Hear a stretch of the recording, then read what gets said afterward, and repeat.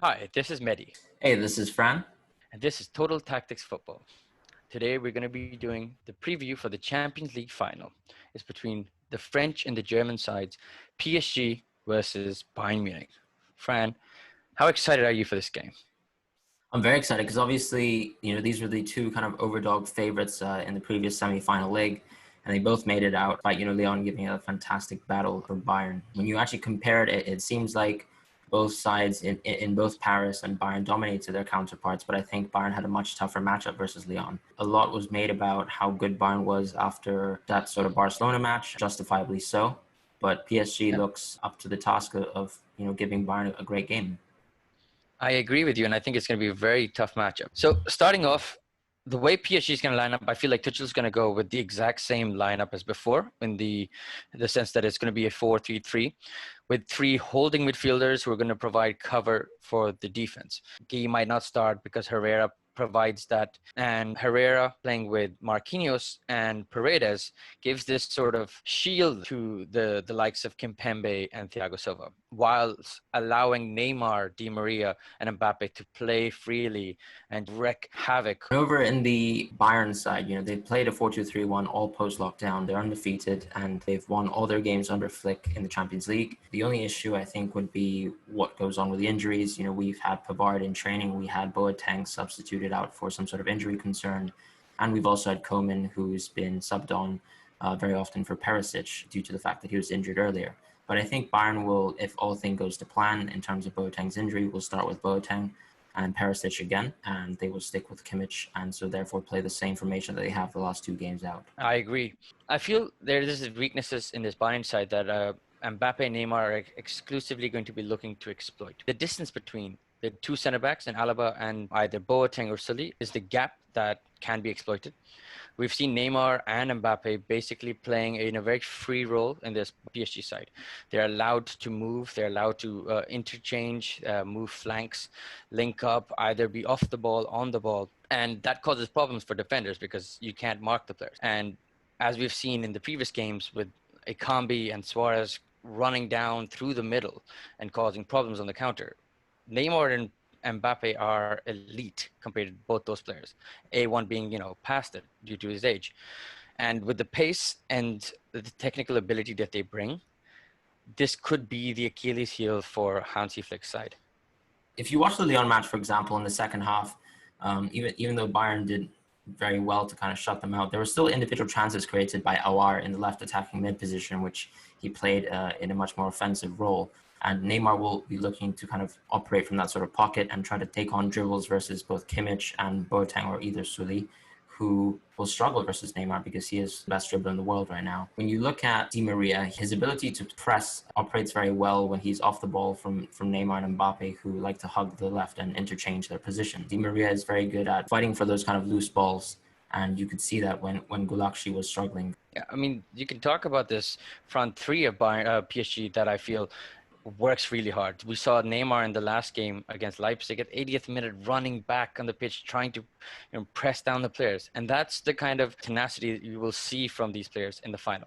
I would like to add, I also think that this midfield three of PSG is going to be very, very important in protecting basically PSG's backline. The fact that Marquinhos drops into the hold and you have Paredes who sort of covers for Bernat while Herrera allows for extra protection on Carrère sides. This defensive unit with less space in between tends to have a lot of control, and they can make it really hard for the opposition to break down. I agree with that absolutely, because when you look at Red Bull and the way they play, they try to have as much possession of the ball as possible. And this PSG side completely shut them out with the three midfielders. They will be key versus the kind of Goretzka and Thiago double pivot. One of the things for me is that when you operate so well in terms of hugging the edge of the box, as Paris did, when they were trying to play compact, is that does still open you to crosses. And what Red Bull didn't have was a target man who could actually effectively make use of, for example, Sabitzer's vision. And Lewandowski is a goal threat that both teams don't possess in terms of his ability to actually score goals from set pieces. And he was able to do so finally versus Lyon.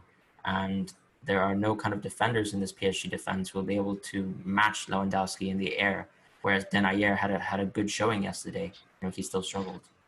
I mean, not to mention, I mean, we're talking about aerial strength. Muller should be thrown into the conversation. He has the ability to get into those danger spots and nick a goal out of nothing.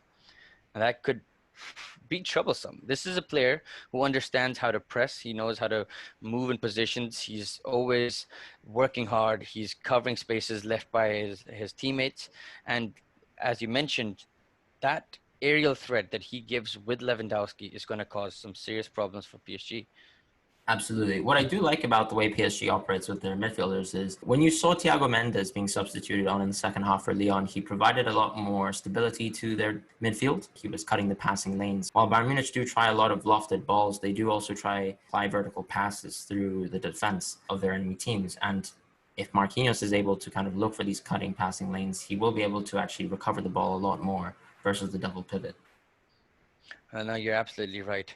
I do, however, feel this Thiago Silva side of the pitch in the defense for PSG is a little bit of problematic in the sense that he is an aging player and he doesn't have as much mobility as he used to. And with the likes of Fonzie and Gnabry and Perisic playing in that position, I feel he could have a rough night if Carrera and Herrera don't support him out. Well, that's the thing too. Perisic had a fantastic opportunity to score yesterday, and he didn't make the most of it. But what he does provide is that sort of work rate. So Bayern will be asking questions 90 minutes long, and that's the problem, right? One slip up is effectively all you need as long as Perisic is able to make use of those chances. What I did like actually in terms of Bayern's wing play was their ability to unlock Gnabry on the right flank. What Bayern really like to do is, look for over-the-top balls to the left side of the pitch, and this usually helps peg the opponent back a lot more and allows them to kind of creep in with their high line and their press. Also, what they do tend to apply is after they kind of find the sort of weakness of the pitch, and I think that will be on the left side of Paris, where Juan Bernat is the more offensive fullback. Carrera is someone who likes to stay back, and therefore I don't think he'll struggle too much. You can see Alphonso Davies didn't have the same sort of impact on the game because Dubois doesn't push as much forward as Meadow. And therefore, the over-the-top ball to Gnabry will be quite a large threat when Bernat is the one pushing forwards. Bernat has actually scored 5 goals in this Champions League campaign, and that comes down to the fact that he makes these attacking runs. And so therefore, Gnabry will be unlocked. Absolutely. And the fact is that is why I feel Tuchel brought in Paredes. But it's a game where each of them will need to be 100% focused. They're to be awake, to be aware of these players, because Bayern Munich has these players who are so smart and they interchange positions. They find these pocket of spaces. We know PSG doesn't play with such a high line, but this Bayern side also has the technical ability to unlock deep blocks as well. In Thiago and in Muller, who's also shown his creative side this season. And we're going to see a technically amazing match in this final. Fran, what do you feel is going to happen? I actually think we'll see a 3-2 for Bayern. I think this Bayern side leaves a lot of chances open and PSG will be able to score. But for me, it's just the overall impact of Bayern's kind of depth. While PSG do have Verratti and perhaps Gea to bring onto the field, they don't necessarily add any more additional goal-scoring threats. Whereas, Coutinho and also Coman are going to be options that will attack PSG in the later stages of the game, after they're forced to deal with the Bayern press for 65 minutes. And in that situation, I see Bayern taking it in the late second stages. That's a very interesting shot. For me, if PSG can get an early goal, I feel that we have the ability to maybe go on. They could maybe ask the right questions of Bayern's mentality to see if they can actually hold on to, if they can come back from going down a goal or 2 goals. So I'm going to go and say PSG to win the Champions League.